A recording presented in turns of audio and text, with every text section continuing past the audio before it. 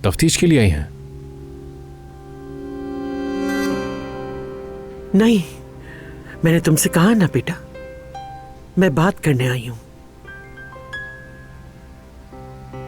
और अब मेरी बात गौर से सुनो तुम।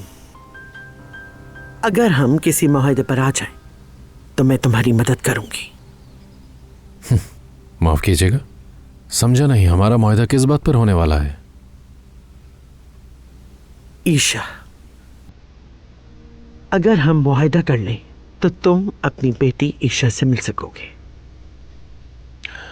आप बड़ी हैं इसलिए मैंने आपको घर के अंदर आने दिया, मगर लगता है मैंने गलती की आपको इज्जत देकर।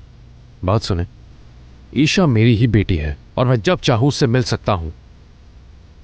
देखो लड़के, मत भूलो कि हम एक ताकतवर खानदान हैं।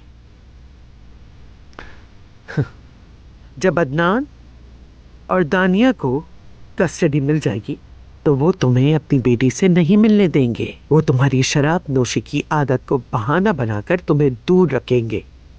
मेरी कोई बुरी आदत नहीं है, तौबा कर चुका हूं। ये कह क्या रही हैं? क्या मुझे धमकाने के लिए आई हैं? हरगिज़ नहीं, मैं भी तुम्हारी उम्र की थी कभी। जानती हूं जवानी कैसी होती है, लेकिन तुमने अभी बुढ़ापा नहीं देखा है, बिल्कुल नहीं देखा है। देखो, फर्ज करो मैं एक परिंदा हूं, मसलन उकाब।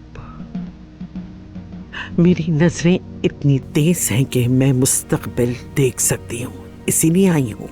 और ये बात हम सबके भले के लिए है, ये मत भूलो। मुझे समझ नहीं आ रहा कि ये बात किसके भले के लिए है। अब तो और तजस्सुस हो गया है।